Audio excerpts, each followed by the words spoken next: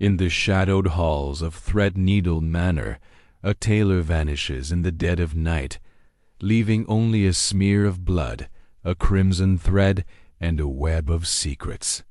Hercule Poirot, with his razor-sharp mind, unravels a tapestry of debts, blackmail, and betrayal, where every suspect hides a motive and every clue conceals a lie. From a hidden key to a cryptic notebook, the truth lies in the details. Will Poirot's little gray cells reveal the shocking truth before the manor's dark past claims another victim? Dive into this gripping mystery where nothing is as it seems. Chapter 1. The quiet of Threadneedle Manor in the autumn of 1924. The quaint village of St. Mary's Hollow, nestled in the rolling hills of Hertfordshire, seemed to bask in an almost unnatural calm. The leaves, burnished gold and crimson, drifted lazily from ancient oaks, and the air carried the crisp promise of winter. At the heart of the village stood Threadneedle Manor, a stately Georgian edifice owned by the venerable Sir Reginald Ashford, a widower of considerable means and impeccable taste. The manor, with its ivy-clad walls and mullioned windows, was a picture of serene elegance, yet beneath its polished surface an undercurrent of unease rippled through its inhabitants. Captain Arthur Hastings, ever the loyal friend and chronicler of Hercule Poirot's exploits, had been invited to spend a weekend at Threadneedle Manor at the behest of Sir Reginald, an old acquaintance from his army days. The invitation had come as a surprise, for Hastings had not seen Sir Reginald in years, but the promise of fine company, a well-stocked library, and the prospect of a quiet retreat from London's clamor proved irresistible.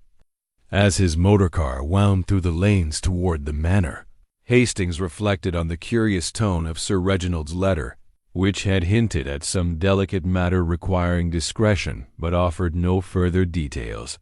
The manor's gravel drive crunched under the tires as Hastings arrived, and he was greeted by the butler, Mr. Grayson, a man of advanced years whose stooped posture belied a sharp-eyed vigilance. The household, as Hastings soon learned, was a small but eclectic assembly. Sir Reginald, a man of 60 with silver hair and a penchant for sartorial splendor, presided over the gathering with a genial air that masked a certain preoccupation. His daughter, Miss Clara Ashford, a woman of 28, possessed a quiet beauty and a demeanor that suggested both intelligence and restraint. Her engagement to Mr. Lawrence Carver, a dashing young barrister with a quick wit and a reputation for ambition, was the talk of the county. Also present was Mrs. Evelyn Marwood, Sir Reginald's widowed sister-in-law, whose sharp tongue and fondness for gin made her a formidable presence.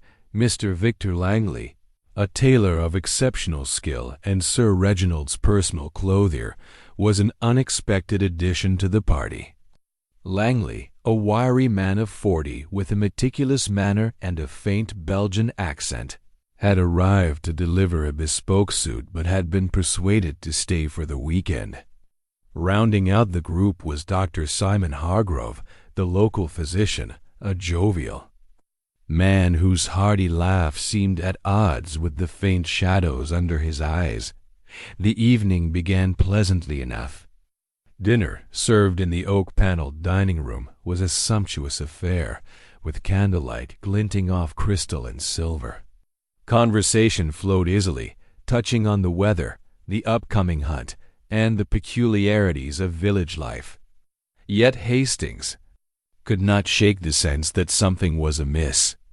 Sir Reginald's laughter was a touch too forced, Clara's smiles too fleeting, and Langley, though polite, seemed to watch the others with an intensity that bordered on scrutiny. As coffee was served in the drawing-room, Sir Reginald rose to address his guests.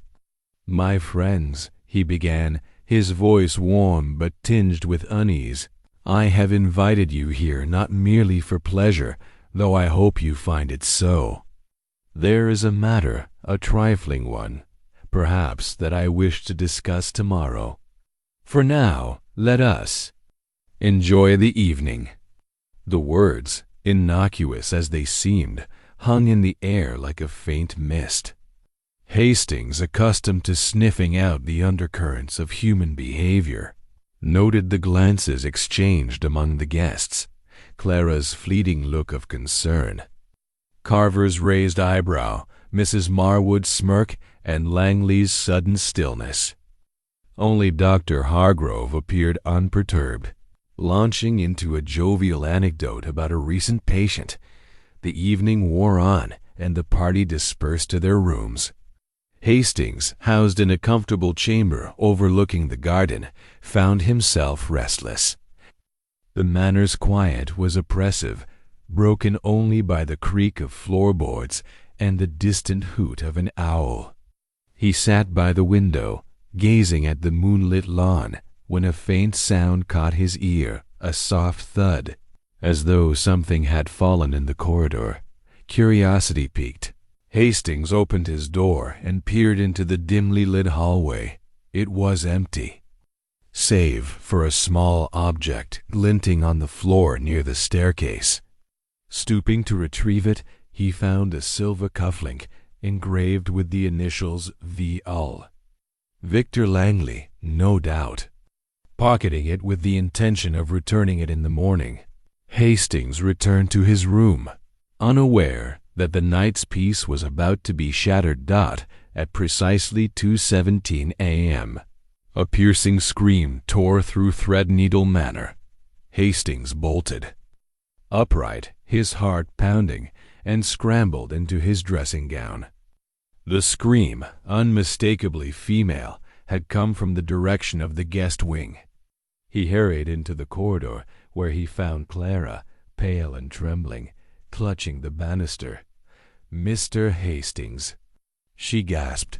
"It's Mr. Langley. He's gone. Gone." Hastings repeated, his mind racing. "What do you mean, gone?" Clara's eyes were wide with fear. "His room, it's empty.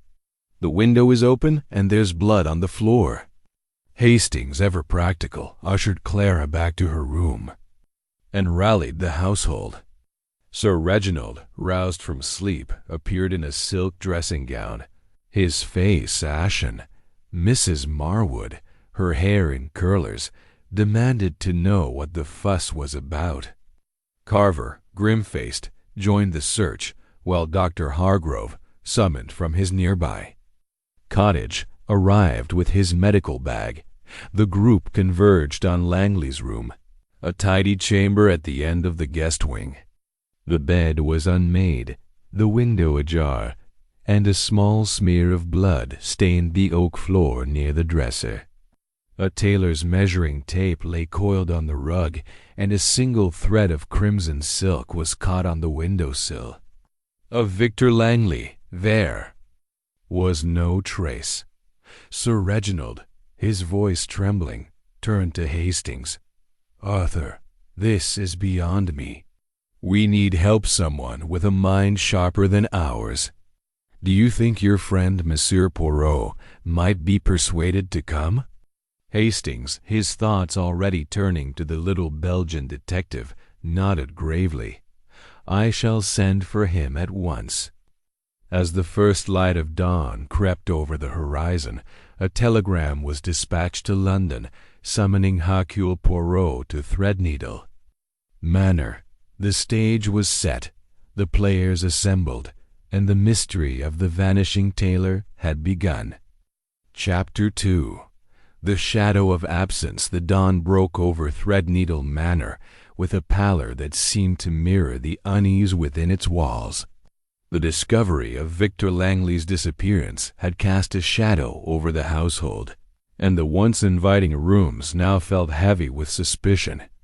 Captain Arthur Hastings, though no stranger to the peculiarities of crime, found himself unsettled by the eerie quiet that followed the night's commotion.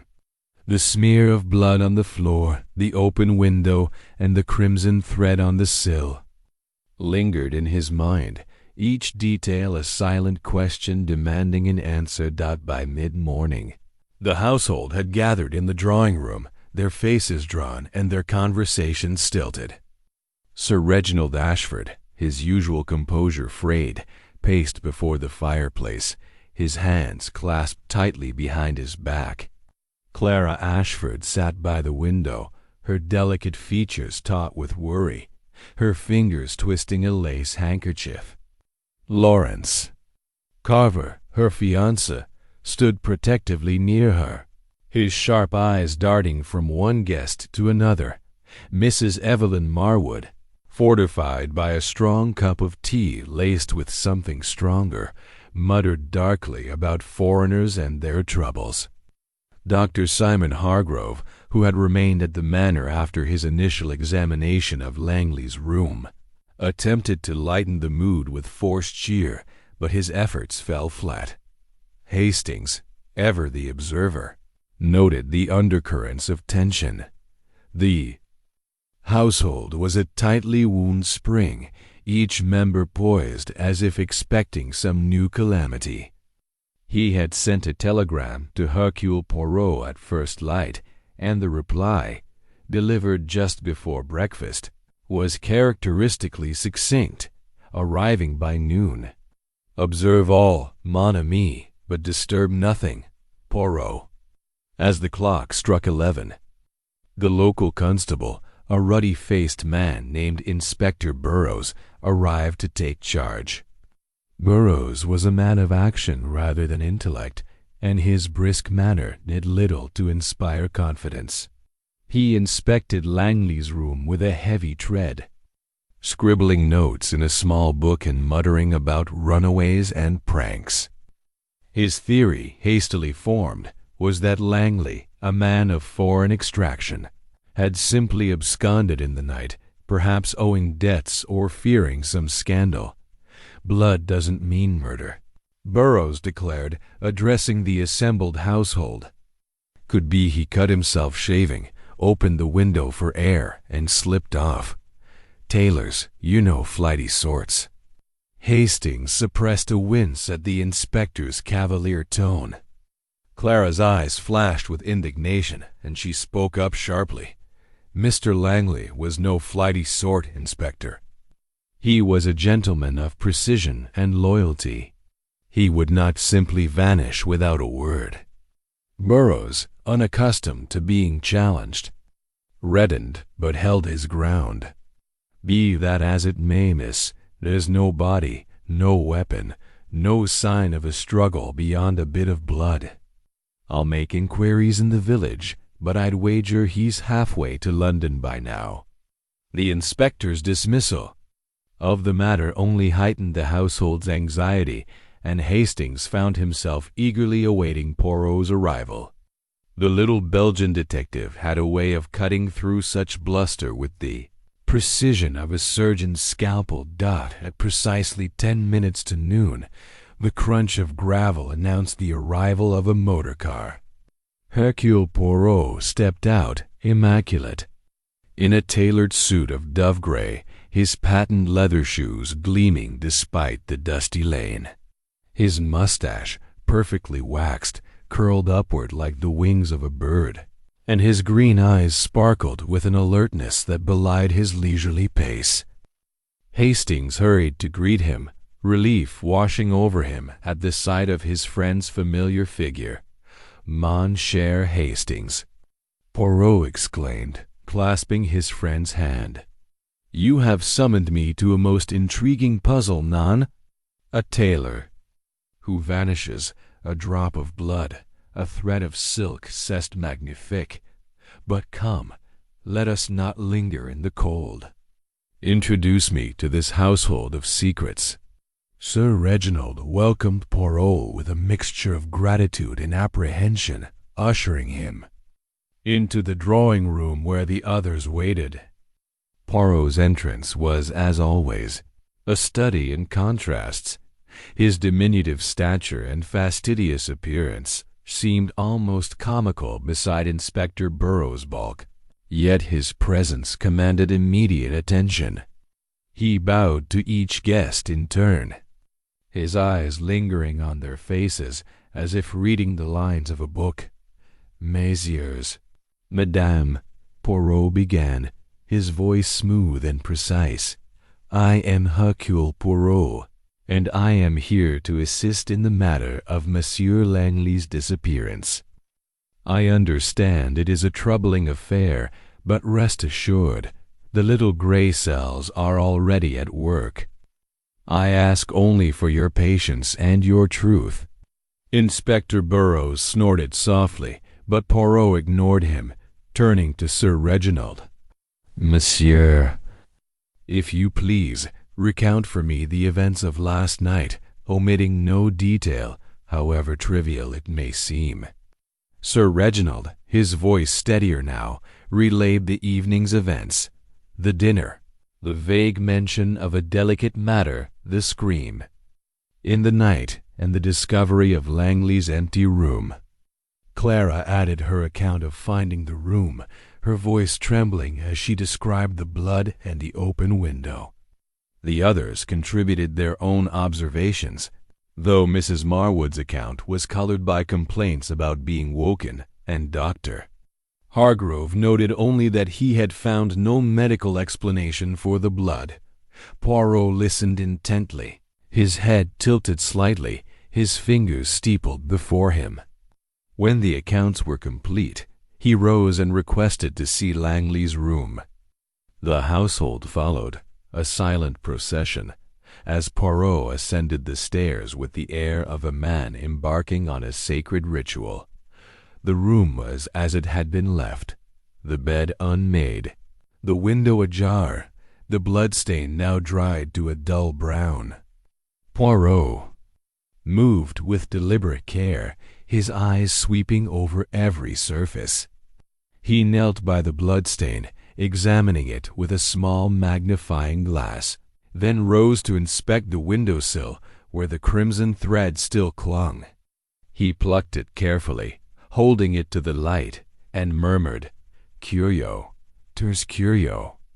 Next, he examined the measuring tape on the rug, noting its precise folds, and opened the wardrobe, where Langley's few belongings, a spare suit, a leather satchel, and a pair of polished shoes remained untouched. Poirot's gaze lingered on the satchel, and he opened it to reveal a small notebook, its pages filled with measurements and cryptic notations. "These numbers," Poirot mused. Turning to Hastings, "they are not merely for suits, I think. There is order here, but also secrecy." Inspector Burroughs, growing impatient, interjected, "It's just a tailor's scribbles, Mr. Poirot. I say we search the grounds 10 to 1 he's hiding in the woods." Poirot's smile was polite, but edged with steel. "Patience, Inspector. The woods may hide a man, but only the mind can reveal his story. I shall begin by speaking with each of you alone in the library. Monsieur Hastings, you will assist me." As the household dispersed, Poirot drew Hastings aside. "Mon ami, already I sense the threads of this mystery. The blood, the thread, the notebook, they speak. But we must listen carefully, observe the eyes, the hands, the silences. They will tell us what words conceal." The stage was set for Poirot's method to unfold, and Hastings, though still unsettled by the night's events, felt a familiar thrill. The game was afoot, and Hercule Poirot was in his element. Chapter 3. The interrogations unfold. The library at Threadneedle Manor was a sanctum of polished oak and leather-bound volumes, its air heavy with the scent of aged paper and beeswax. Hercule Poirot had chosen it as the stage for his inquiries, arranging 2 chairs before the vast desk like pieces on a chessboard. A fire crackled in the grate, casting flickering shadows that danced across the walls, mirroring the shifting expressions of those who entered. Captain Hastings positioned himself discreetly in a corner armchair, notebook at the ready, his role that of silent witness to Poirot's methodical dissection of truth from deception. Poirot began with Sir Reginald Ashford, the host whose dignified bearing now seemed etched with lines of genuine concern, or was it guilt? Sir Reginald seated himself with the air of a man accustomed to authority, though his fingers drummed faintly on the armrest. "Monsieur Ashford," Poirot commenced, his voice a velvet probe, "you have known Monsieur Langley for how long?" "Some 5 years, Monsieur Poirot," Sir Reginald replied, his tone measured. "He came highly recommended from a firm in London. A master tailor, precise in his craft. He has fitted my family and guests on numerous occasions." Poirot's eyes, sharp as a hawk's, fixed upon him. "And this visit, it was for fittings, we?" "Yet. At dinner there was mention of a delicate matter. What was this matter, if you please?" Sir Reginald hesitated, his gaze drifting to the window where the autumn leaves swirled in the wind. Langley, he had discovered something. A discrepancy in my accounts, you see. He was not merely a tailor. He had a keen eye for figures, having once been a clerk in Paris. He approached me discreetly, suggesting an irregularity, perhaps embezzlement by one of my staff. "Embezzlement," Hastings interjected mentally, jotting the word furiously. This added a layer of motive he had not anticipated. Poirot nodded slowly. "And who, monsieur, might benefit from such a scheme?" Sir Reginald shook his head. "I cannot. Say my estate manager handles the books, but Langley implied it was someone closer. He promised to reveal more this morning." The interview continued thus, Poirot probing timelines. Sir Reginald claimed to have retired at 10:30, hearing nothing until Clara's scream at midnight. His alibi was the solitude of his chamber, unverified save by the creak of floorboards. Poirot dismissed him with a polite bow, but Hastings noted the detective's faint frown, a sign that inconsistencies lurked. Next entered Clara Ashford, her pale beauty accentuated by the strain of the night. She perched on the chair's edge, her hands clasped tightly in her lap.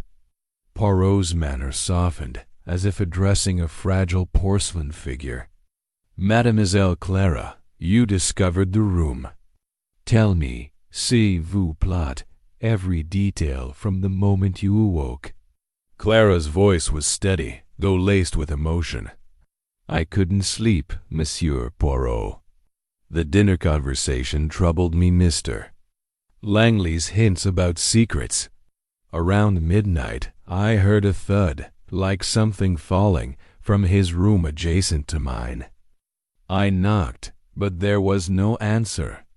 The door was unlocked, and inside ... The blood, the window open, his measuring tape on the floor as if dropped in haste." Poirot leaned forward. "And the thread on the crimson silk, did it belong to him?" She nodded. "He used such threads for marking hems." "But why leave it there? It seemed ... deliberate." Hastings observed her closely. Her eyes met Poirot's without flinching, yet there was a tremor in her voice when she spoke of Langley. "A personal connection, perhaps?" Poirot inquired gently about. "Her fiancé, Lawrence Carver." "Lawrence is a good man," she affirmed. "He proposed only last month." "But Mr. Langley—" "He warned me of something regarding Lawrence's past. A shadow from his time in India, debts unpaid." Poirot's mustache twitched. Warnings from a tailor? Most unusual. "And your alibi, mademoiselle?" "I was in my room until the thud." "Father can confirm I passed his door earlier." She departed, leaving a scent of lavender and unspoken fears. Hastings whispered to Poirot. She seemed sincere, but that warning, could Carver have silenced Langley? Poirot smiled enigmatically. "Patience, Hastings. The puzzle assembles piece by piece." Lawrence Carver followed, his athletic frame filling the chair with restless energy. His sharp features were set in a mask of concern, but his eyes held a guarded wariness. "Monsieur Carver," Poirot began, "you are engaged to Mademoiselle Clara." "A happy occasion, non?" "Yet Monsieur Langley spoke of a delicate matter. Did this concern you?" Carver's jaw tightened. Langley was meddlesome.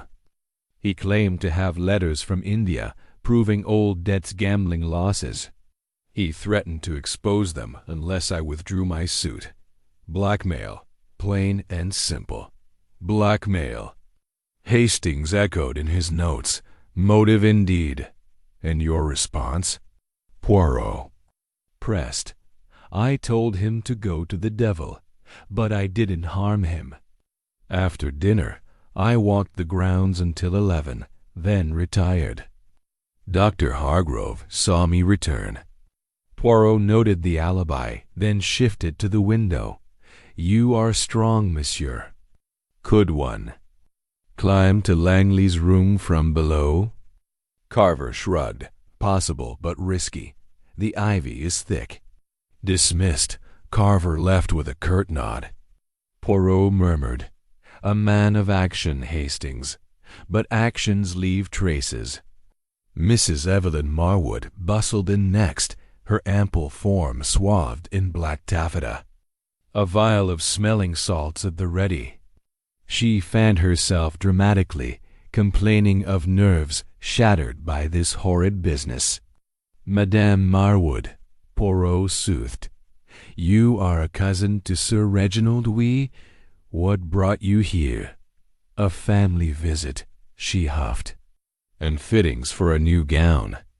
Langley was talented, but secretive, always scribbling in that notebook.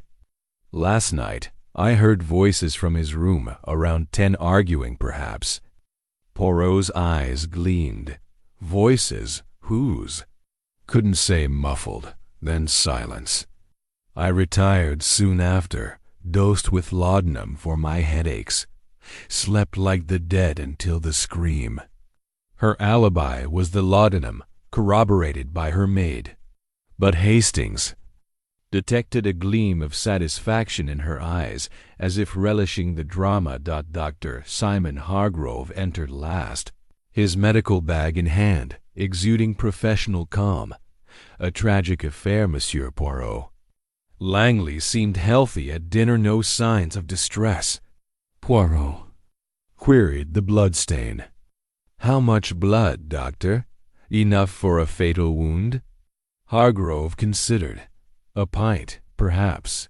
Serious, but not necessarily deadly if staunched. No body suggests he fled or was carried." "And your movements?" Poirot asked. "I played billiards with Carver.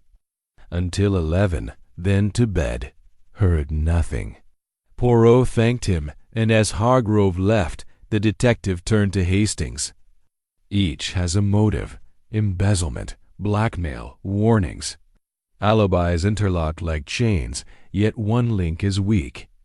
The thread, the notebook, they whisper contradictions." The afternoon waned, and Poirot requested tea, his mind whirring. Hastings pondered the web of secrets, sensing the noose tightening around an unseen culprit. The interrogations had unveiled facets of the puzzle, but the full picture remained shrouded, awaiting Poirot's genius to illuminate the shadows. Chapter 4. The Threads of Suspicion. Afternoon light filtered through the heavy curtains of Threadneedle Manor's library. casting long shadows that seemed to stretch toward the secrets harbored within its walls. Hercule Poirot, seated at the oak desk, sipped his tisane with the deliberation of a man savoring not just the drink, but the intricacies of the puzzle before him. Captain Hastings, perched in his corner, marveled at his friend's composure. The household was a cauldron of unease, yet Poirot appeared as serene as a monk in meditation. The interrogations had painted a vivid tableau of motives: embezzlement, blackmail, hidden debts, but the absence of Victor Langley, dead or alive, gnawed at Hastings like an unanswered riddle. Poirot had requested that the household remain available, and now he turned his attention to the physical clues, summoning the butler, Mr. Grayson, to guide him through the manor's labyrinthine corridors. Grayson, a stooped man with eyes that missed little, led Poirot and Hastings back to Langley's room, where the bloodstain and crimson thread still held court as silent witnesses. "Monsieur Grayson," Poirot began, his voice soft yet commanding, "you are the eyes and ears of this house, non? Tell me, what did you observe of Monsieur Langley's habits?" Grayson's lined face betrayed a flicker of discomfort. "Mr. Langley was meticulous, sir. Always measuring, always writing in that notebook of his.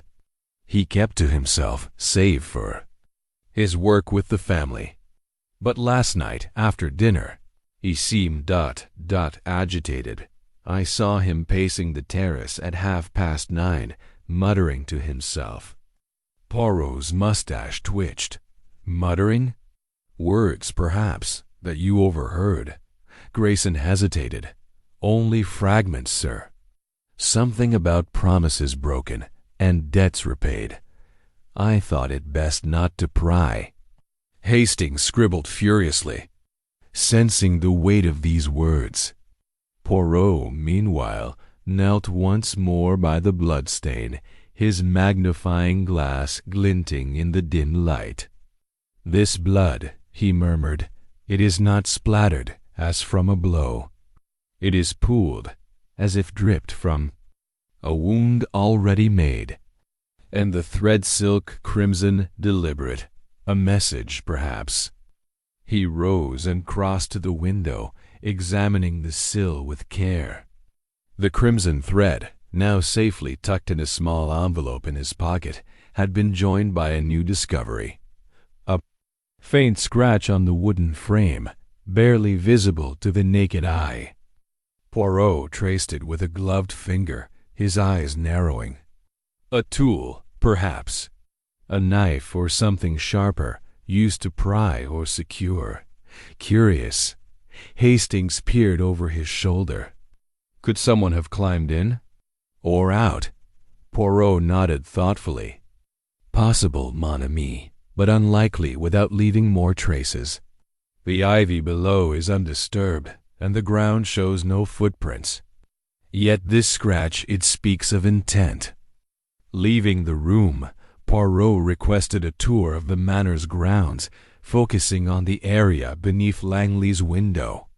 The gravel path yielded no clues, but a narrow flower bed nearby revealed a single crushed petal of a late-blooming rose, its red hue stark against the soil. Poirot plucked it carefully, holding it to the light. Another thread, perhaps, but of nature.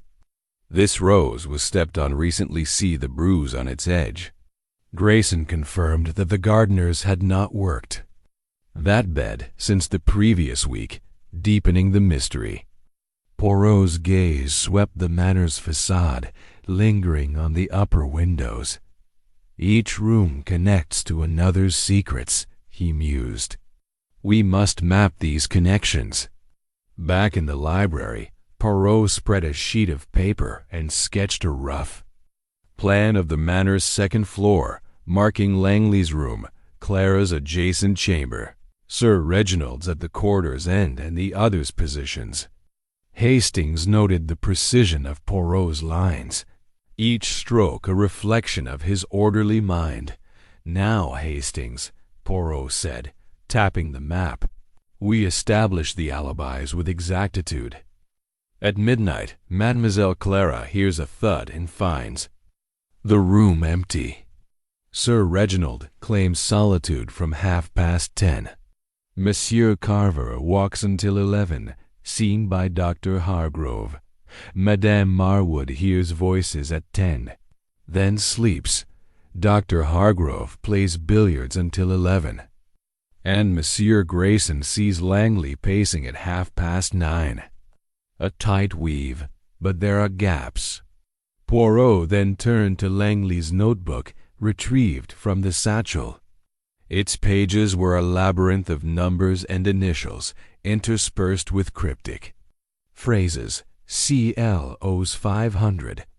SR trusts too much. EM hides her loss. Hastings's eyes widened at the implications. Clara, Sir Reginald, Evelyn Marwood, each entangled in Langley's private ledger. "This is no mere tailor's record," Poirot declared. "These are debts, promises, secrets." Langley was a man who saw too much, perhaps knew too much. But why the blood? Why the thread? Hastings ventured a theory. Could he have been attacked, Poirot? Someone entered, struck him, and carried him out the window. Poirot's eyes twinkled with gentle reproof. "Always the drama with you, Hastings. None. The blood is too little for a fatal blow, and carrying a man through a window leaves marks on the sill, the ivy, the ground. Yet the absence of a body suggests removal. We must consider the psychology. Who benefits from Langley's silence?" The detectives' questions lingered as they returned to the drawing-room, where the household awaited, their faces a gallery of suppressed emotions. Poirot addressed them with his characteristic calm. "Mees Amos, I have seen the room, the thread, the blood. I have heard your words. Now I ask for one thing more, truth. Someone knows more than they have said. A word, a glance, a gesture, it will betray you." Clara's hand tightened on her handkerchief, Carver's jaw clenched, and Mrs. Marwood's fan paused mid-flutter. Sir Reginald met Poirot's gaze, but his eyes flickered toward the floor. Dr. Hargrove adjusted his glasses, a nervous tick. Poirot noted each reaction, filing them away like cards in a deck dot as the group dispersed for luncheon. Poirot drew Hastings aside. "Observe, mon ami, how they watch one another. The guilty do not fear me alone, they fear their own shadows. Tonight we shall set a small trap, a test of nerves. The little gray cells, they hum with possibility." Hastings felt the familiar thrill of Poirot's method, the slow unraveling of a knot through logic and observation. The manner was a chessboard, and Poirot was moving his pieces with precision, waiting for the opponent to reveal their hand. The crushed rose, the scratched sill, the cryptic notebook, they were threads in a tapestry, and Poirot was determined to weave them into truth. Chapter 5. The red herrings. The late afternoon sun hung low over Threadneedle Manor, its golden rays doing little to dispel the chill of suspicion that clung to the household. In the library, Hercule Poirot sat with his tisane, his green eyes gleaming with the quiet intensity of a predator stalking elusive prey. Captain Hastings, ever the faithful chronicler, sensed the shift in his friend's demeanor, a sign that the threads of the mystery were beginning to converge, though the pattern remained tantalizingly out of reach. The disappearance of Victor Langley, marked by a smear of blood, a crimson thread, and a cryptic notebook, had set the stage for a drama of deception, and Poirot was now poised to test the players. The household had reassembled in the drawing-room, their faces a study in strained civility. Inspector Burrows, still clinging to his theory of Langley's voluntary flight, had returned from the village with little to show but a report of no sightings at the station or inn. His bluster had begun to grate, particularly on Clara Ashford, whose sharp retort at luncheon, "You dismiss a man's life as if it were a lost glove," had left the inspector red-faced and defensive. Poirot, however, paid Burrows little mind, his focus fixed on the subtle interplay of glances and gestures among the suspects. He had requested that the household gather after tea to discuss new developments, a vague phrase that set tongues wagging and nerves jangling. Hastings noted the tension, Sir Reginald's forced calm, Clara's restless fingers, Lawrence Carver's clenched jaw, Mrs. Marwood's theatrical sighs, and Dr. Hargrove's overly bright smile. "Monsieur Poirot," Sir Reginald began, his voice tinged with impatience, "have you found something to explain this wretched affair?" Poirot raised a hand, his smile enigmatic. "Patience, Monsieur Ashford. The truth, like a fine tapestry, requires careful stitching. But I have observed much, and I shall share a thought. Monsieur Langley did not leave this manor of his own accord. The blood, the thread, the notebook, they point to a struggle, however brief, and a purpose most deliberate." A murmur rippled through the room. Clara's eyes widened, and Carver's hand twitched as if to reach for her. Mrs. Marwood clutched her smelling salts, while Dr. Hargrove adjusted his glasses, a gesture Hastings now recognized as a nervous habit. Inspector Burrows scoffed. "No body, no murder, Mr. Poirot. I've searched the grounds, nothing but a few broken twigs. Likely he's hiding, debts or no." Poirot's gaze sharpened. "And yet, Inspector, you overlook the obvious. A man does not bleed, drop his tools, and vanish into the night without cause. Let us consider the notebook." He produced a small leather-bound volume, its pages a cipher of numbers and initials. Here we find references to debts, CLOs 500, SR trusts too much. M hides her loss. These are not mere measurements, mise Amos. They are accusations. The room stilled, the weight of Poirot's words settling like dust. Hastings watched as Sir Reginald's face paled, Clara's lips parted in a silent gasp, and Mrs. Marwood's fan snapped shut. Carver's eyes narrowed, and Hargrove coughed, breaking the silence. Surely, Hargrove ventured, these could be innocent notes. Langley was a tailor, after all. Poirot's smile was thin. Innocent? Non, monsieur. A tailor measures cloth, not motives. These initials, they point to you all. And so, I ask, who had reason to silence Monsieur Langley? The question hung unanswered, but the accusation had its effect. Suspicion turned inward, each suspect eyeing the others. Poirot seized the moment, directing his attention to Lawrence Carver, whose military bearing seemed at odds with the unease in his posture. "Monsieur Carver," Poirot said, "you spoke of Langley's attempt at blackmail debts from India. A serious charge, oui. Yet you walked the grounds until 11, alone save for Dr. Hargrove's sighting. Tell me, where exactly did you walk?" Carver's jaw tightened. "Along the west path, near the rose garden. I needed air after Langley's threats. And you saw no one, heard nothing?" "Nothing unusual," Carver replied, though his eyes flicked to Clara, a gesture Poirot noted. The detective turned to Mrs. Marwood. "Madame, you heard voices at 10, arguing in Langley's room, yet no one admits to visiting him. Could you have mistaken the time? Mrs. Marwood bristled. My nerves may be delicate, Monsieur Poirot, but my ears are not. It was 10 o'clock, and I heard two voices, one Langley's, the other low, perhaps a man's. Poirot nodded, filing the detail away. He then addressed Clara. Mademoiselle, you heard a thud at midnight. Yet Madame Marwood's voices were 2 hours earlier. What occupied you in those hours? Clara flushed. I was reading, monsieur. I couldn't sleep after Langley's talk of secrets. I swear I heard nothing until the thud.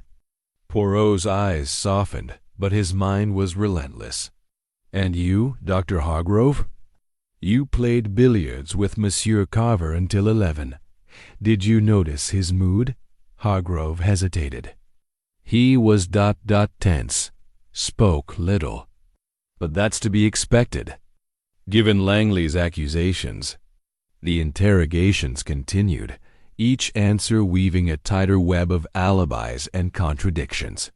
Poirot's questions were like darts, precise and probing, yet the truth remained elusive. Hastings, scribbling notes, felt a growing certainty that Carver was the key. His motive was clear, his alibi shaky. The blackmail threat, the debts from India, the proximity to the rose garden where the crushed petal was found, it all pointed to him. Poirot, however, seemed less convinced. As the household dispersed for dinner, he drew Hastings aside. Mon ami, you suspect Monsieur Carver, do you not? He is the obvious choice, the red herring, as you English say. But consider, the obvious is rarely the truth. The notebook, the thread, the blood, they tell a story, but not his alone. Hastings frowned. But Poirot, his motive is strongest. Langley threatened his engagement. Poirot's smile was patient. Motives are like threads. Hastings, many may lead to the same cloth, but only one is the true seam. Tonight, we observe their behavior at dinner. The guilty will betray themselves, not in words, but in silence. Dinner was a tense affair, the clink of cutlery loud against the strained conversation. Poirot, seated beside Clara, engaged her in light banter, but his eyes roamed, noting Sir Reginald's forced laughter, Carver's curt responses, and Mrs. Marwood's pointed glances at Hargrove. After the meal, Poirot requested that Langley's notebook remain in his possession, a request Sir Reginald granted with reluctance. As the evening drew to a close, Poirot confided in Hastings. The red herrings multiply, mon ami. Carver is too obvious, yet his tension is real. Madame Marwood hears too much, yet reveals too little. And the notebook, it is a map of motives, but the destination is hidden.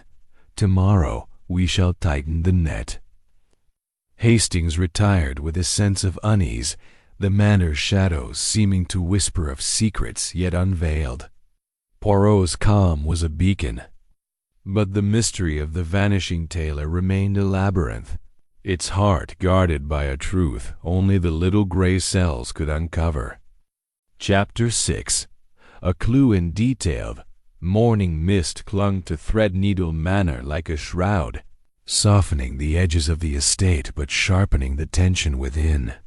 Hercule Poirot, ever punctual, emerged from his room at precisely 8 o'clock, his attire immaculate, his mustache a perfect curl of waxed precision.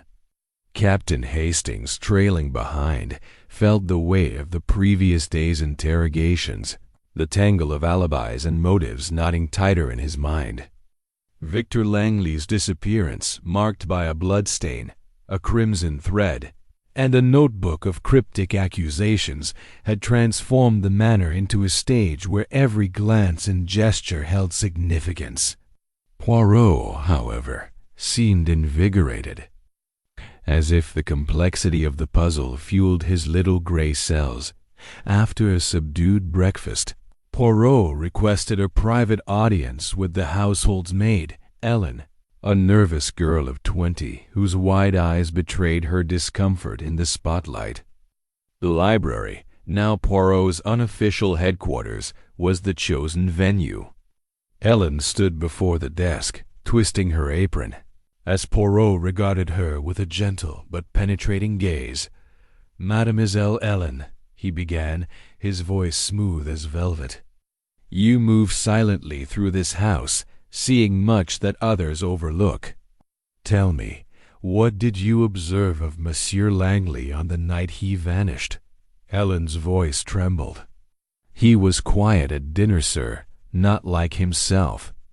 I served the soup, and he barely touched it. Later, when I cleared the plates, I saw him slip a note under his napkin, as if hiding it. I didn't think much of it then, but now—" Poirot's eyes gleamed. "A note, you say? Most interesting. Did you see its contents, or where it went?" "No, sir," Ellen replied, blushing. "I only saw him tuck it away.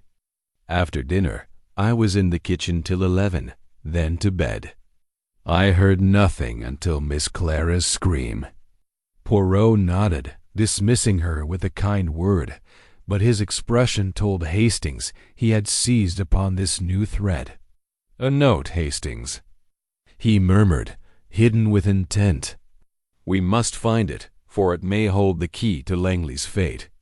The detective's next move was to revisit Langley's room, where the blood-stained crimson thread and measuring tape remained untouched, preserved. At Poirot's insistence, he knelt by the bed, his magnifying glass tracing the floorboards. Hastings watched, fascinated, as Poirot's fingers paused at a faint seam in the wood, barely perceptible.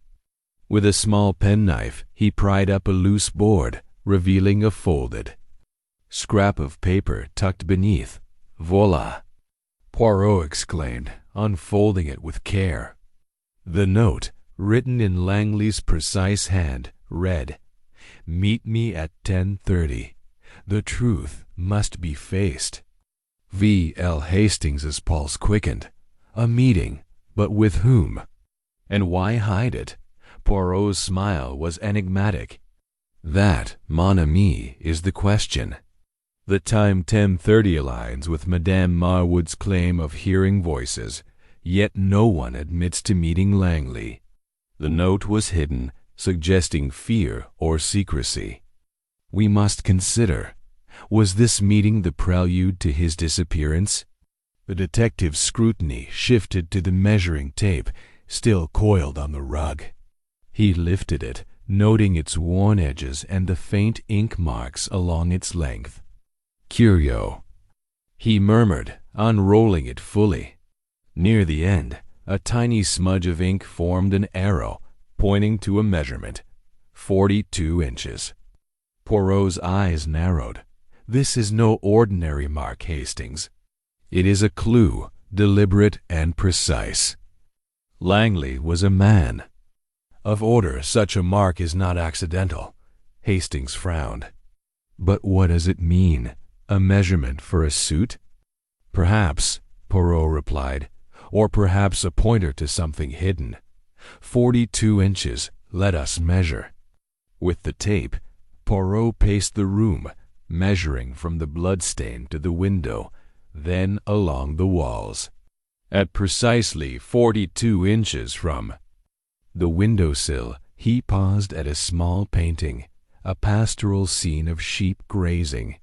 He lifted it, revealing a faint outline in the wallpaper, as if something had been pressed against it repeatedly.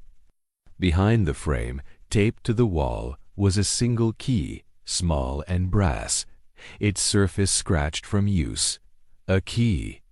Hastings exclaimed. "To what?" Poirot held it to the light, his expression one of quiet triumph. to a lock, mon ami, and perhaps to the truth. This key was hidden with care behind a painting no one would suspect. Langley guarded his secrets well. The discovery galvanized Poirot, who now turned his attention to the notebook once more. Flipping through its pages, he paused at an entry marked S.R. Trusts Too Much 42. The coincidence of the number struck Hastings like a thunderbolt. Sir Reginald. The note points to him. Poirot raised a cautionary hand. Not so fast, Hastings. The number 42 may link to Sir Reginald, but it may also be a misdirection. We must test this key, and we must observe how the household reacts to its discovery. Returning to the drawing room, Poirot gathered the suspects, holding the key aloft. Like a conjurer revealing a trick. Mies Amos, he announced, I have found a key hidden in Monsieur Langley's room. It suggests he guarded something of value a secret, perhaps, or evidence. Does anyone know to what this key belongs? The reaction was immediate. Sir Reginald's face drained of color, his hand gripping the arm of his chair.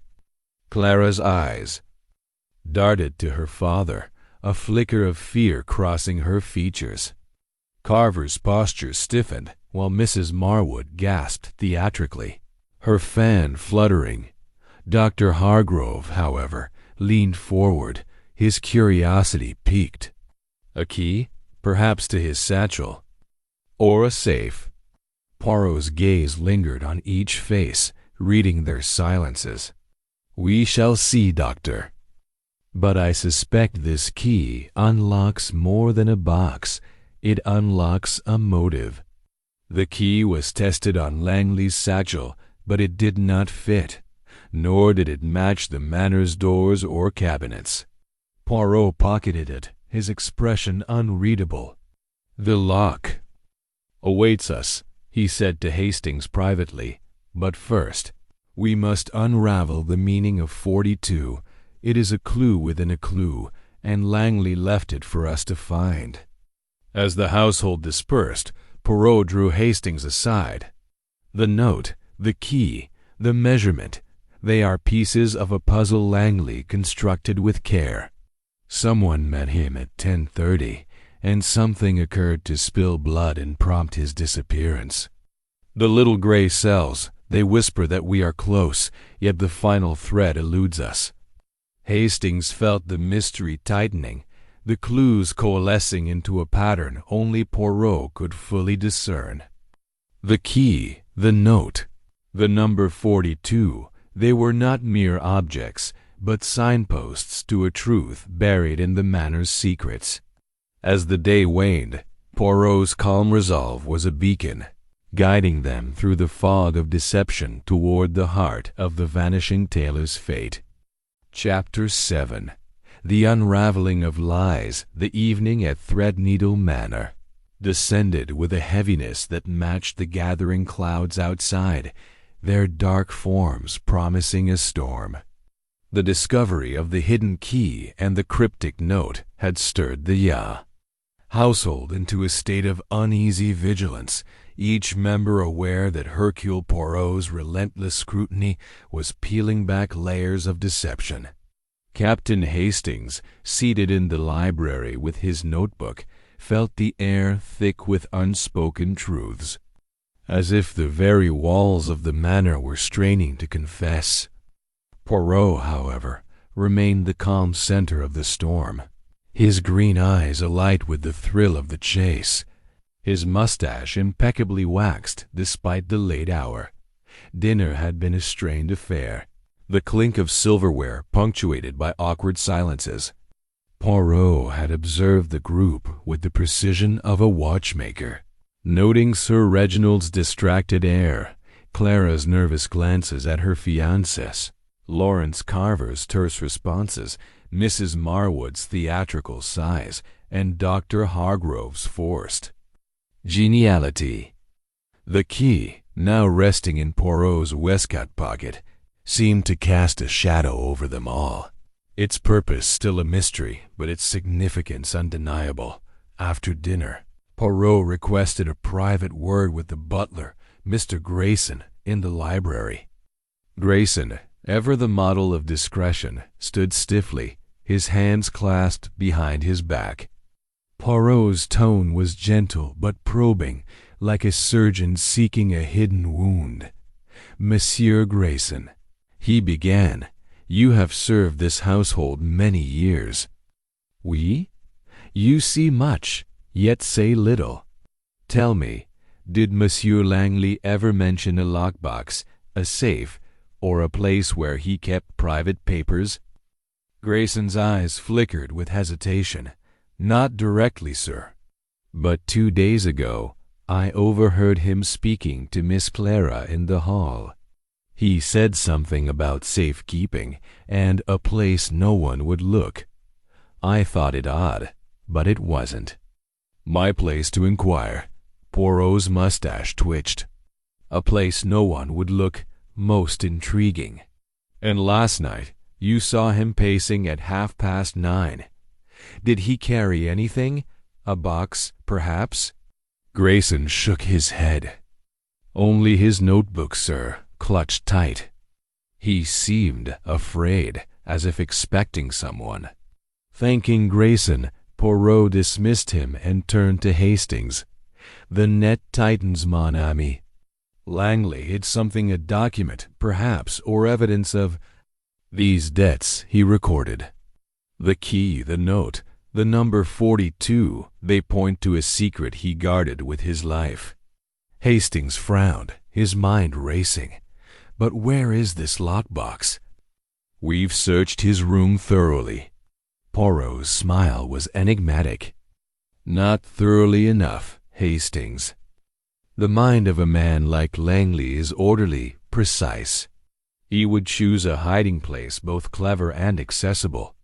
We shall search again, but with the eyes of psychology."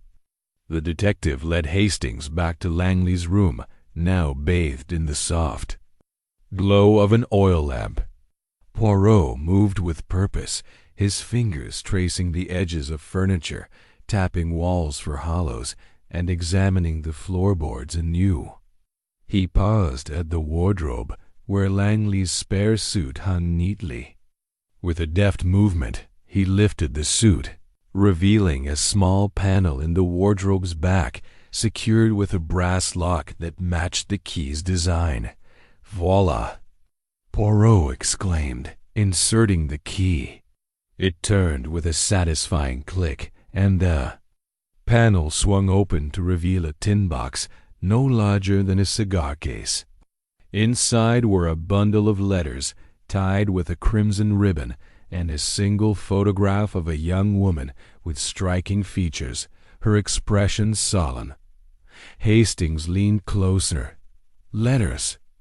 And who is this woman?" Poirot untied the ribbon, scanning the letters with rapid precision. "These are from Paris, dated 5 years ago, addressed to Langley. They speak of a debt, a loan of £500 to a CL, never repaid. And this photograph, there is a resemblance, none?" "To Mademoiselle Clara, perhaps?" Hastings gasped. "Clara? But why would Langley have her picture?" Poirot's eyes narrowed. "Not necessarily her, Hastings. A sister, a cousin, a connection. From the past. The initials CL in the notebook, Lara Langley, perhaps? We must inquire discreetly." The letters revealed more. Accusations of betrayal, hints of a broken promise, and a warning to Langley to keep silent or face ruin. The signature was illegible, but the tone suggested a man of authority. Poirot tucked the letters into his pocket, his expression grave. "This changes much," he murmured. Langley was not merely a tailor, he was a keeper of secrets entangled in the lives of this household. The meeting at 10:30, the blood, the thread, they are part of a drama that began long before this night. Returning to the drawing-room, Poirot chose not to reveal the letters yet, instead observing the household's interactions. Clara, pale and withdrawn, avoided Carver's attempts at conversation. Sir Reginald, nursing a brandy, seemed lost in thought, while Mrs. Marwood whispered to Dr. Hargrove, her eyes darting to Poirot as if sensing his progress.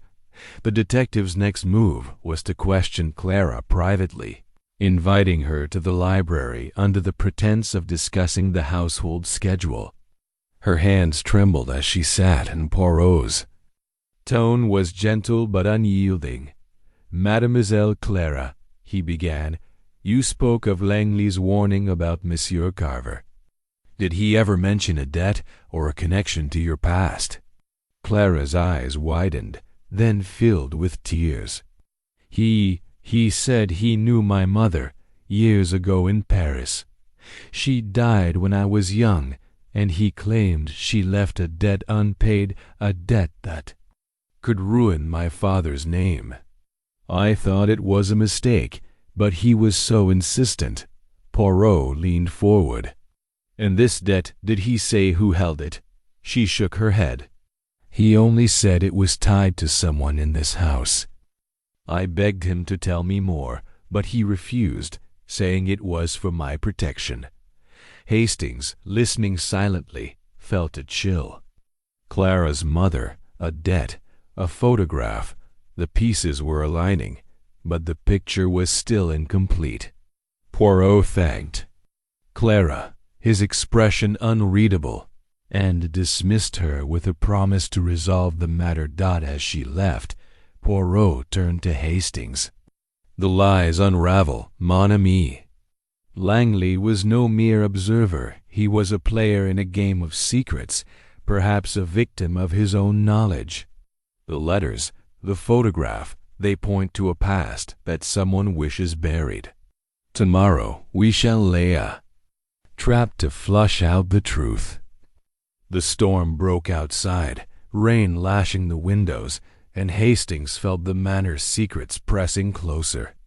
Poirot's calm was unshaken, but his words carried a weight that promised revelations.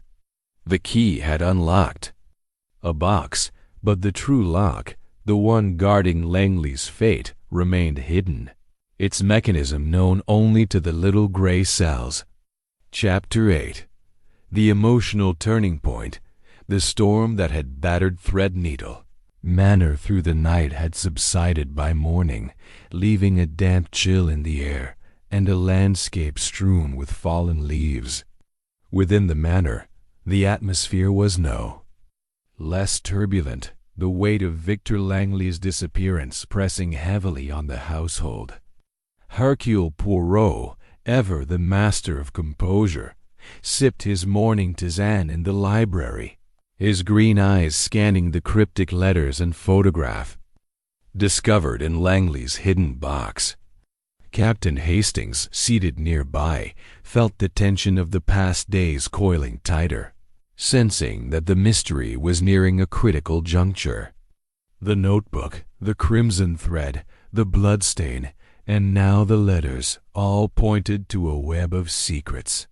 Spun long before Langley's vanishing act, Poirot had spent the early hours reviewing the letters, their contents a litany of debts and betrayals tied to a mysterious seal, and a past in Paris. The photograph of the young woman, with features hauntingly similar to Clara Ashford's, suggested a connection that could unravel the entire affair. Yet Poirot's calm exterior belied the storm within his mind, where the little gray cells were piecing together the puzzle with relentless precision. The household gathered for breakfast, their faces drawn and their conversation sparse. Sir Reginald Ashford, his usual authority diminished, pushed his food around his plate. Clara, pale and silent, avoided Lawrence Carver's concerned glances. Mrs. Evelyn Marwood, fortified by a strong tea, muttered about the unseemly fuss, while Dr. Simon Hargrove attempted to lighten the mood with talk of the weather, his efforts falling flat. Inspector Burrows, who had returned to the manor with renewed skepticism, sat at the table's end, scribbling in his notebook and muttering about wasted time. Poirot, observing the group, chose this moment to apply pressure. Rising with a deliberate grace, he addressed the room. "Mies Amos, the threads of this mystery draw tighter. Monsieur Langley did not vanish by chance his notebook. His letters, his hidden key, they speak of secrets that touch you all. I ask now, with utmost sincerity, if anyone knows more, speak. The truth cannot hide forever." The effect was immediate. Clara's fork clattered to her plate, her eyes filling with tears. Carver reached for her hand, but she pulled away, her breath hitching. Sir Reginald's face darkened, his knuckles whitening on his cup. Mrs. Marwood gasped, her fan snapping open, while Hargrove's smile faltered, his glasses slipping down his nose. It was Clara who broke, her voice trembling as she rose. "Monsieur Poirot, I can bear this no longer. Mr. Langley, he knew something about my mother, something shameful. He told me 2 days ago that her debts in Paris, from before I was born, were tied to this house. He said my father might lose everything if the truth came out." The room stilled, the air thick with shock. Sir Reginald's face crumpled, and he rose, his voice hoarse. "Clara, my dear, you should not have spoken, but I must," she cried, tears streaming. "He warned me that someone here was using those debts against you, father. I thought he meant Lawrence, but now, I don't know. I only know I heard that thud, saw the blood, and I'm afraid." Carver stood, his face flushed with anger.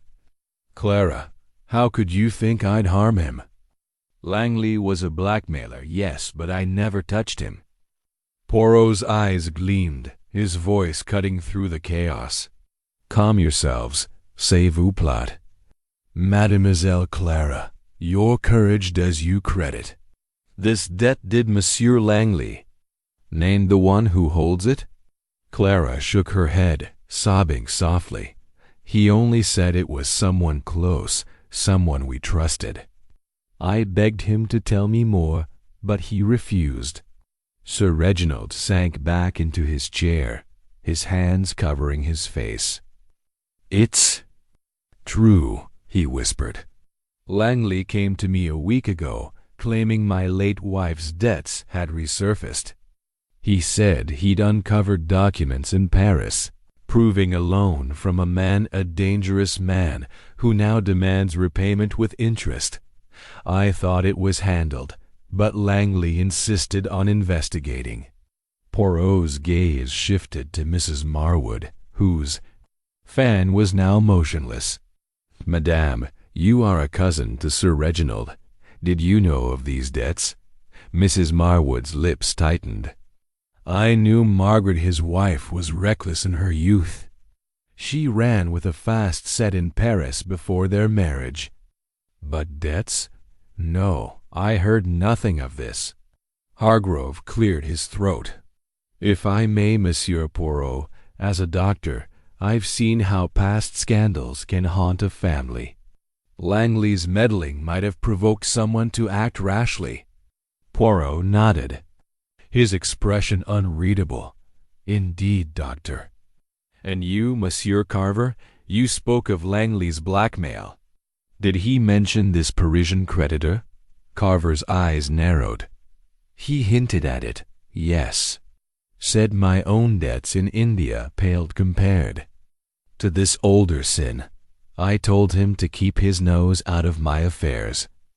The confessions hung in the air, each revelation a crack in the facade of the household. Hastings, scribbling furiously, felt the weight of Clara's breakdown and Sir Reginald's admission. The debts, the photograph, the mysterious creditor, were threads leading to a truth that was both closer and more complex than he had imagined. Poirot dismissed the group, requesting they remain on the estate. As they dispersed, he drew Hastings aside in the library. "Mon ami, this is the turning point. Clara's tears, Sir Reginald's shame, they reveal the heart of the matter. Langley was not merely a tailor. He was a catalyst, stirring old wounds. The letters, the photograph, they point to a past that someone wishes buried, perhaps at the cost of Langley's life." Hastings frowned. "But who, Poirot?" "Carver's motive is clear blackmail over his debts." "But Sir Reginald's confession about his wife. Could he have silenced Langley to protect his name?" Poirot's smile was faint. "You see the surface, Hastings, but not the depths. The blood, the thread, the note at 10:30, they suggest. A struggle, a plan, not a simple act of rage. We must find this creditor, this dangerous man. The key may yet unlock more than a box." As the day progressed, Poirot requested the household's financial records, ostensibly to trace Langley's. Claims of embezzlement. Sir Reginald provided them reluctantly, and Poirot spent hours poring over ledgers, his fingers tracing columns of figures. Hastings, assisting, noticed a recurring payment to a P. Dubois in Paris, small but consistent, dated back 5 years around the time Langley arrived at the manor. "Dubois," Poirot murmured. "A name, perhaps, or a code. This is no coincidence, Hastings. Langley's notebook, his letters, they connect to this man." The emotional weight of Clara's outburst lingered, but Poirot's focus remained unshaken. The storm had passed, but another was brewing, a storm of truth that would soon break over Threadneedle Manor, driven by the relentless logic of Hercule Poirot. Chapter 9. The trap is set. The air in Threadneedle Manor had grown thick with anticipation, as if the very walls sensed the nearing climax of the drama unfolding within. Hercule Poirot, ever the orchestrator, sat in the library with his tisane, his green eyes glinting with the quiet certainty of a chess-master poised to deliver checkmate. Captain Hastings, his notebook filled with the tangled threads of motives and clues, felt the tension coiling tighter. The revelations of Clara's emotional outburst and Sir Reginald's confession about his late wife's debts had cracked open the mystery of Victor Langley's disappearance, but the truth remained tantalizingly out of reach. The bloodstain, the crimson thread, the hidden key, and the letters pointing to a Parisian creditor named P. Dubois were pieces of a puzzle Poirot was now ready to assemble. The morning was crisp, the storm's aftermath leaving the ground sodden but the sky clear. Poirot had spent the early hours reviewing Sir Reginald's financial ledgers, his fingers pausing at each entry to P. Dubois. The payments, small but regular, coincided with Langley's arrival at the manor 5 years prior. To Poirot, this was no coincidence. It was a thread leading to the heart of the mystery. "Mon ami," Poirot said to Hastings, his voice low, "today we set a trap. The guilty one is nervous, their mask slipping. We shall apply pressure, and they will betray themselves not with words, but with actions." Hastings leaned forward, intrigued. "A trap? How, Poirot?" Poirot's smile was enigmatic. "By summoning the past to the present. We shall gather the household and reveal just enough to stir the conscience or the fear of the culprit. Observe their eyes, their hands, their silences. The truth lies there." At noon, Poirot requested the household assemble in the drawing-room, a grand space with high windows and heavy drapes that seemed to absorb the light. Inspector Burrows, still clinging to his theory of Langley's flight, stood by the door, his skepticism palpable. Sir Reginald sat rigidly, his face etched with strain. Clara, pale but composed, held her fiancé Lawrence Carver's hand, though her grip seemed more for reassurance than affection. Mrs. Evelyn Marwood fanned herself vigorously, her eyes darting between Poirot and the others. Dr. Simon Hargrove, adjusting his glasses, maintained a veneer of professional calm. Poirot stood before the fireplace, his diminutive figure commanding the room. "Miss Amos," he began, his voice clear and deliberate, "the disappearance of Monsieur Langley is no simple matter. It is a tapestry woven of debts, secrets, and betrayal. I have found letters hidden in his room that speak of a debt from Paris, a debt tied to this house, to a man named P. Dubois. These letters, and a photograph of a woman resembling Mademoiselle Clara, suggest a past that someone here wishes to conceal." A collective intake of breath followed. Clara's hand tightened on Carver's, and Sir Reginald's face paled further. Mrs. Marwood's fan paused, while Hargrove's fingers froze on his glasses. Carver's jaw clenched, his eyes narrowing. Poirot continued, holding up the small brass key. "This key, found behind a painting, unlocked a box containing these letters. But it is more than a key to a box, it is a key to the truth.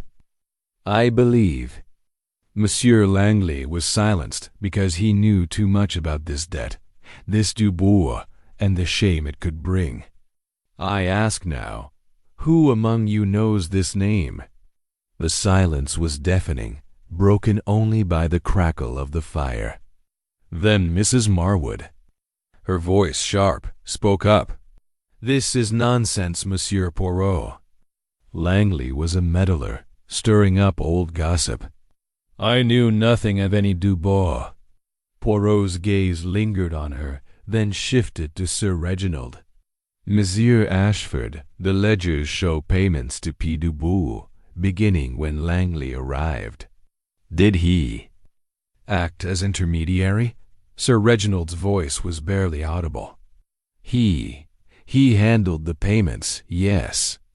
My wife's debts were a private matter, settled through Langley to avoid scandal. But I swear, I did not harm him." Clara's eyes filled with tears. "Father, why didn't you tell me?" Before Sir Reginald could respond, Poirot raised a hand. "One moment, s'il vous plaît. There is more." The note found in Langley's room, hidden under a floorboard, requested a meeting at 10:30 that night. Madame Marwood heard voices at that hour. Someone met Langley, and shortly after, he vanished, leaving blood and a crimson thread. One propose. A test. Tonight, we shall recreate that meeting. Each of you will account for your movements, and we shall see who falters. The announcement sent a ripple of unease through the room. Inspector Burrows scoffed. "A parlor trick, Mr. Poirot. I've searched the grounds. There's no body, no proof of murder." Poirot's smile was steely. "Proof, Inspector, lies in the mind, not merely the body. Tonight we shall see who fears the light of truth." The household dispersed, there. Faces a gallery of apprehension. Poirot drew Hastings aside, his voice low. "The trap is simple, Hastings. By announcing this reenactment, I place the guilty under pressure. They will act perhaps to destroy evidence, perhaps to flee. We must watch closely." As evening approached, Poirot instructed Grayson to ensure all doors and windows were locked, ostensibly for security, but in truth to limit the culprit's options. He then stationed Hastings in the hall outside Langley's room, with orders to note any unusual activity. Poirot himself took a position in the library where he could observe the drawing-room through a crack in the door. The reenactment was set for 10:30 p.m., the hour of the fateful meeting. As the clock struck 10, the household gathered once more, their tension palpable. Poirot, standing at the center, began. "Imagine, Mies Amos, it is last night. Monsieur Langley awaits someone in his room. Who comes? Who argues? Who spills blood? He?" Paced, his eyes scanning each face. Clara clutched Carver's arm, her breath uneven. Sir Reginald stared at the floor, his hands trembling. Mrs. Marwood's fan moved erratically, while Hargrove's smile was strained. At precisely 10:30, Poirot paused, his voice dropping. And now the thud heard by Mademoiselle Clara. What was it? A fall? A struggle? As if on cue, a faint noise, a creak, came from the hall. Hastings, stationed outside, signaled Poirot through a prearranged tap on the door. The detective's eyes gleamed. "Remain here," he instructed the group, then slipped out with Hastings. In the hall, they found Dr. Hargrove, his face flushed, holding a small bundle wrapped in cloth. I was checking the windows," he stammered. "Thought I heard something." Poirot's gaze was unrelenting. "And this bundle, Doctor? May I see it?" Reluctantly, Hargrove handed it over. Inside was a blood-stained handkerchief, monogrammed with the initials such. Poirot's mustache twitched. "Most interesting, Doctor. Shall we discuss this in the library?" The trap had sprung, and Hastings felt the thrill of the chase. The handkerchief, the creak, Hargrove's presence, they were new threads in the tapestry, and Poirot was poised to weave them into the truth of Langley's fate. Chapter 10. The reveal. The library of Threadneedle Manor was bathed in the flickering glow of the fire, its shadows dancing like specters of the secrets now laid bare. Hercule Poirot stood before the assembled household, his diminutive figure commanding the room with an authority born of intellect. Captain Hastings, stationed by the door, felt his heart race, sensing the climax of the mystery that had gripped them for days. The bloodstain, the crimson thread, the hidden key, the letters, and now the blood-stained handkerchief marked with Sage, all had led to this moment. The trap set by Poirot had snared Dr. Simon Hargrove, but the full truth of Victor Langley's disappearance was yet to be unveiled. The household sat in tense silence. Sir Reginald Ashford, his face haggard. Clara Ashford, her eyes red from tears. Lawrence Carver, rigid with suppressed anger. Mrs. Evelyn Marwood, clutching her fan. And Dr. Hargrove, pale and fidgeting with his glasses, the handkerchief now in Poirot's possession. Inspector Burrows, arms crossed, leaned against the wall, his skepticism warring with curiosity.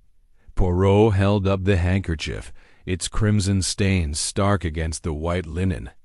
"Mies Amos," he began, his voice steady and precise, "we have reached the heart of this affair.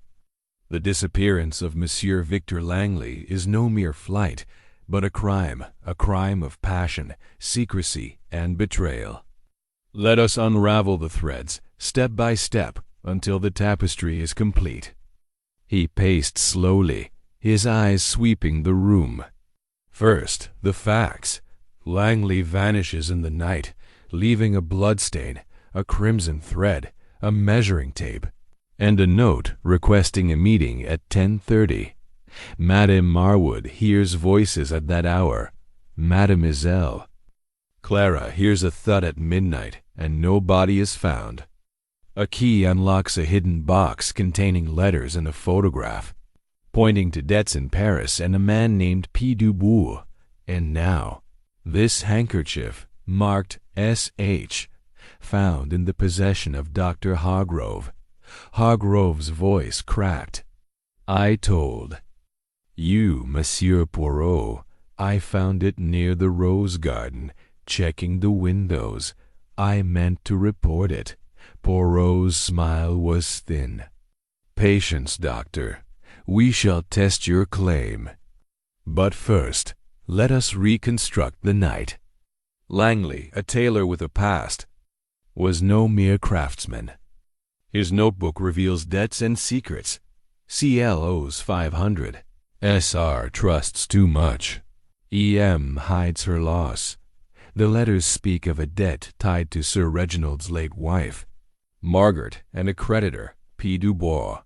The photograph, resembling Mademoiselle Clara, suggests a familial connection.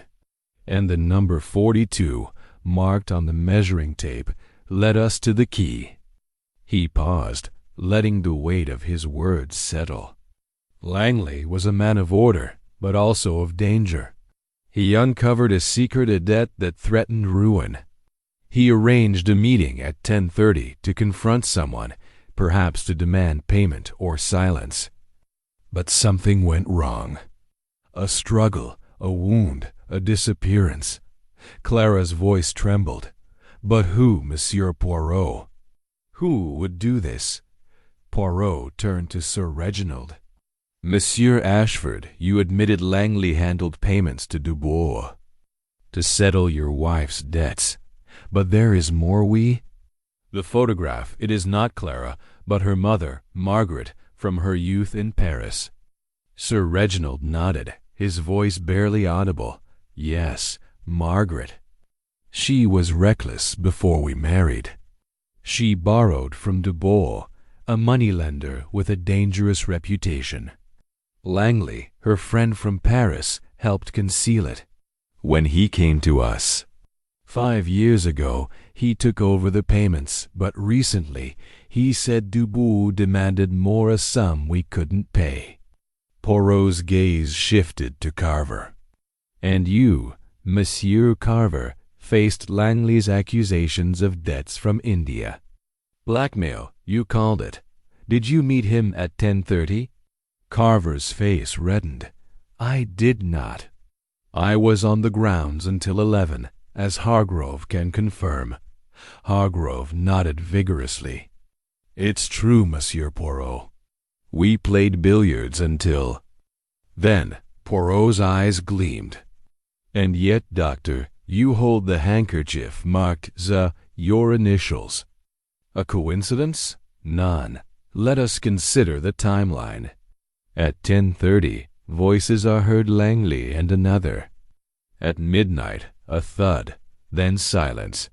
The blood is not enough for death, but enough for injury. The crimson thread, a tailor's mark, is left on. The sill deliberate, a sign. The window is open, but the ivy is undisturbed, the ground unmarked. Langley was not carried out, he walked, or was led. He turned to the group, his voice rising. The truth is this. Langley was attacked, but not killed. He was taken, hidden to silence his knowledge.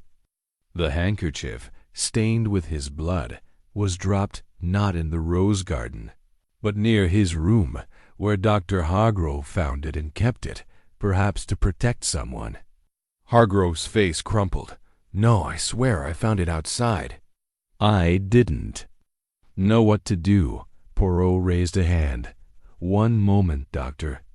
The initials, Esta, do not stand for Simon Hargrove, but for another, someone whose name has been hidden in plain sight. The notebook, the letters, the payments, they all point to one man, Silas Hargrove, your late brother, doctor, a man who worked with Dubois in Paris. The room gasped. Hargrove's glasses slipped from his fingers, clattering to the floor. Silas, how did you know? Poirot's voice was relentless. "The photograph, the debts, the initials, they align. Silas Hargrove, your brother, was Dubos's agent, collecting debts for him in Paris. When Margaret Ashford borrowed, Silas ensured her silence, but Langley knew the truth. When Silas died, you, doctor, took his place, continuing the payments. To Dubois to protect the Ashford name and your own profit. Langley discovered this and confronted you at 10:30. A struggle ensued. He was wounded, and you hid him, alive, to keep him silent." Hargrove's voice broke. "I didn't mean to hurt him. He threatened to expose everything, my brother's dealings, my role. I struck him, just a glancing blow, and he bled. I panicked, hid him in the old cellar beneath the stables. He's alive, I swear." Clara sobbed, and Sir Reginald's face was ashen. Carver lunged toward Hargrove, but Burroughs restrained him. Poirot's voice cut through the chaos. "Inspector, you will find Langley in the cellar. He needs care, but he lives." The crimson thread was Langley's signal, left to mark his fate. The little gray cells have spoken. As Burroughs and Grayson rushed to the stables, the room dissolved into murmurs of shock and relief. Poirot, unruffled, adjusted his cuffs. "The truth, Mies Amos, is always in the details, the thread, the key, the silence. Now it is done." Hastings, awestruck, scribbled the final notes, the mystery resolved by Poirot's genius. The Vanishing Tailor was found, and the secrets of Threadneedle Manor were laid bare. Chapter 11. The reflection, the storm that had raged over Threadneedle Manor, had long since passed, but its echoes lingered in the quiet that followed the revelation of Victor Langley's fate. The drawing-room, once a stage for tension and deception, now held a somber air, as if the manor itself exhaled in relief. Hercule Poirot stood by the window, gazing out at the rain-slicked grounds, his silhouette framed against the fading light of the late afternoon. Captain Hastings, seated with his notebook, felt the weight of the case lift, though questions lingered in his mind. The discovery of Langley, alive but injured in the cellar beneath the stables, had brought the mystery to a close, yet Poirot's work was not yet done. There remained the matter of reflection, of understanding the human frailties that had woven. This intricate crime the household had gathered one final time at Poirot's request, their faces a mixture of relief, shame, and exhaustion. Sir Reginald Ashford sat heavily, his authority diminished by the exposure of his family's secrets. Clara Ashford, her composure regained, held Lawrence Carver's hand, their bond strengthened by the ordeal. Mrs. Evelyn Marwood, subdued for once, clutched her fan as if it were a lifeline. Dr. Simon Hargrove, now a broken figure, sat apart, his confession having stripped away his veneer of professional calm. Inspector Burroughs, though grudgingly impressed, stood by the door, ready to escort Hargrove to the authorities. Victor Langley, tended by a village doctor in a guest room, was too weak to join, but alive, a testament to Poirot's relentless logic. Poirot turned from the window, his green eyes thoughtful, his mustache a perfect curve of wax. "Mies Amos," he began, his voice soft yet resonant. "The affair of the Vanishing Tailor is concluded, but the lessons it teaches remain. It is not enough to find the truth. One must understand why it was hidden. Permit me, if you will, to reflect on this puzzle and the hearts that shaped it." He paced slowly, his hands clasped behind his back. Monsieur Langley, a man of precision, was more than a tailor. He was a keeper of secrets, a man whose past in Paris bound him to this house through debts and promises. His notebook, his letters, his crimson thread, they were not mere clues, but cries for justice, left for those who would listen. The little gray cells they heard, and they understood. Sir Reginald's voice was hoarse. "Monsieur Poirot, I owe you my gratitude. You saved Langley and spared my family further shame. But how did you know it was Hargrove?" Poirot's smile was gentle but firm. "It was a matter of order, monsieur. The clues, the blood, the thread, the key pointed to a deliberate act, not a random one.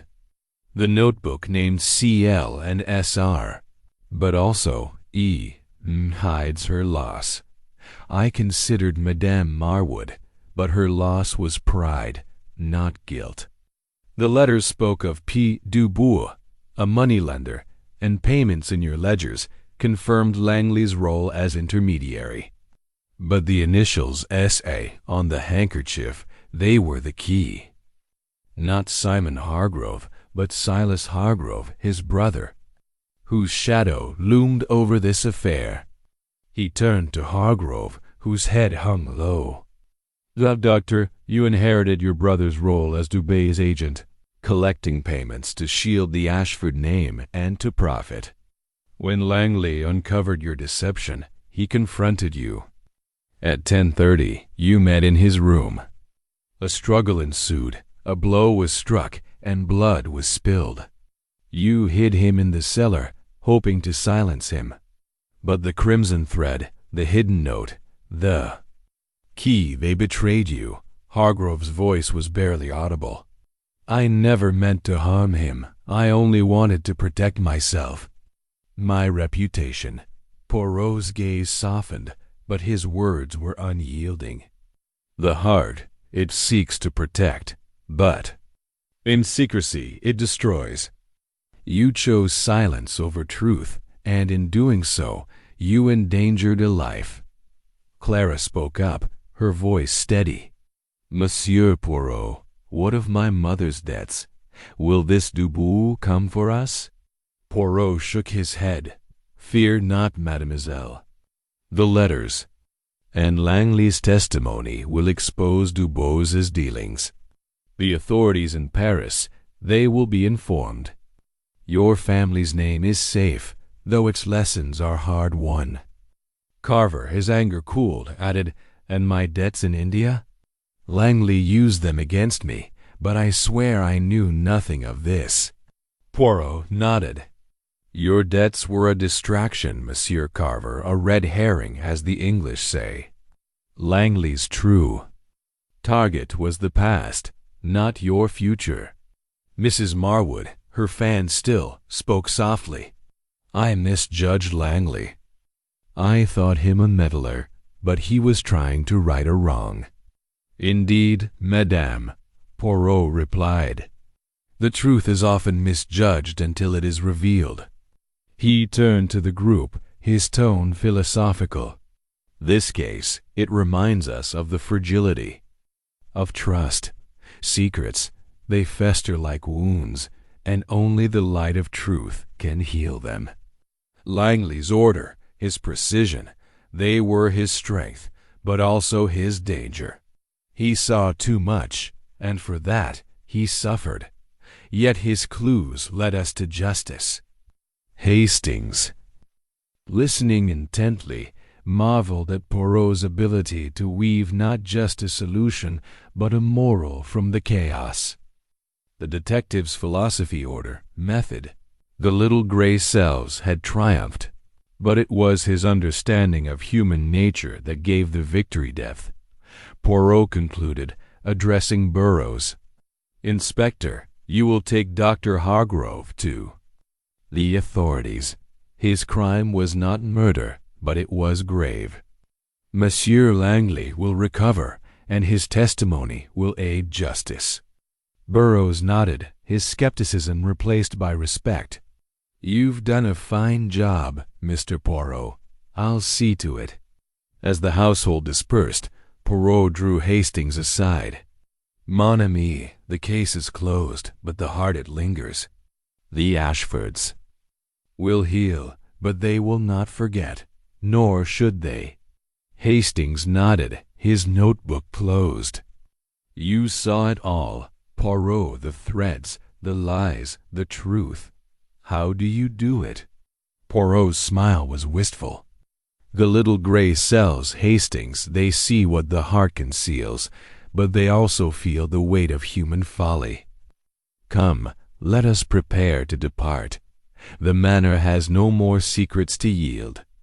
As Poirot stepped toward the door, his figure small, but indomitable, Hastings felt a quiet awe. The Vanishing Tailor had been found, the truth unveiled, and Poirot, as always, had woven order from chaos, leaving Threadneedle Manor to mend its wounds in the light of his genius. Chapter 12. The quiet departure. The morning sun rose over Threadneedle Manor with a gentleness that belied the turmoil of the past days. The estate, bathed in soft light, seemed to breathe anew, its secrets laid bare and its wounds beginning to heal. Hercule Poirot, his suitcase packed and his attire as impeccable as ever, stood in the hall, his patent leather shoes gleaming and his mustache a perfect curl of waxed precision. Captain Hastings, beside him, felt a mix of relief and melancholy as the case of the Vanishing Tailor drew to its close. Victor Langley, recovering in the village under medical care, had survived his ordeal, and Dr. Simon Hargrove was in custody, his confession ensuring justice. Yet the manor's air still carried the weight of lessons learned and trusts broken. The household gathered to bid Poirot farewell, their faces a gallery of gratitude and introspection. Sir Reginald Ashford, his dignity restored but tempered by humility, extended a hand. "Monsieur Poirot, you have saved more than a life. You have preserved our family's honor. We are in your debt." Poirot bowed slightly, his green eyes warm.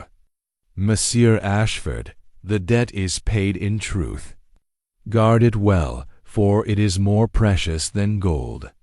Clara Ashford, her composure regained, approached with Lawrence Carver at her side. "Monsieur Poirot," she said, her voice steady, "you gave us back hope.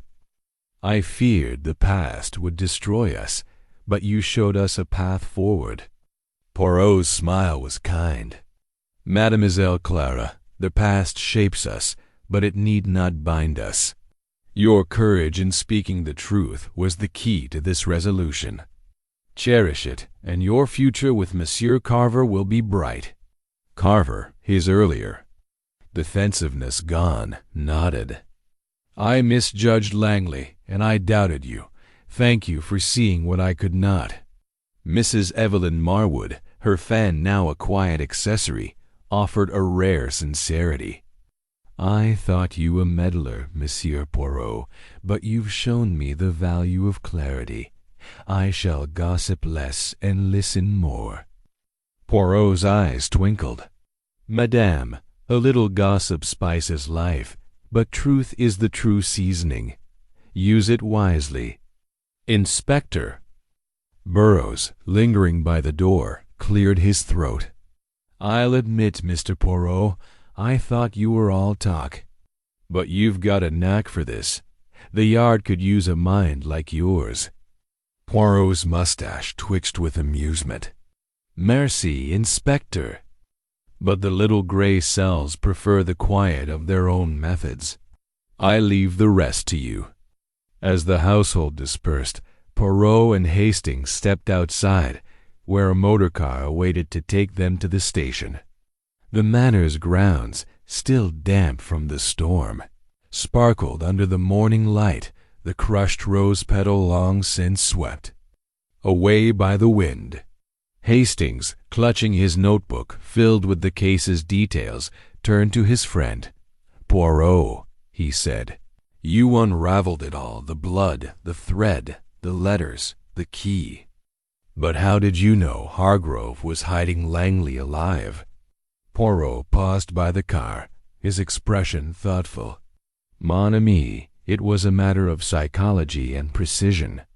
The blood was too little for death, yet too much for a mere accident. The crimson thread, placed deliberately on the sill, was Langley's signal, a tailor's mark of defiance. The note for a 10:30 meeting, Madame Marwood's voices, Clara's thud at midnight, they formed a timeline.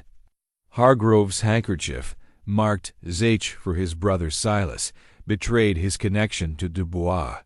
But the absence of a body, the undisturbed ivy, the clean ground, they told me Langley was hidden, not dead. The cellar was the only logical place, concealed yet accessible. Hastings shook his head in wonder. And the debts, the photograph, it was all tied to Margaret Ashford's past. Oui, Poirot replied, stepping into the car. Langley, loyal to Margaret's memory, sought to protect her daughter while exposing Hargrove's greed. His notebook was his weapon, his clues, his legacy. The little gray cells merely followed his lead.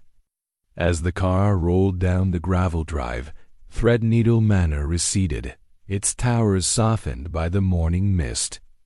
Hastings leaned back, reflecting on the case's intricacies, the motives of blackmail, debt, and shame, the clues of blood, silk, and ink, the human frailties laid bare. You always say it's the details, Poirot, he mused, but it's your heart that sees them, isn't it? Poirot's smile was wistful. The heart, Hastings, feels the weight of truth, but it is the mind that lifts it. Order, method, the little gray cells, they bring clarity to chaos. But yes, mon ami, the heart, it listens. The car reached the village station, where a train awaited to carry them back to London. Poirot adjusted his hat, his gaze distant, yet content. Another puzzle solved, another lesson taught. The world, it continues, and so do we.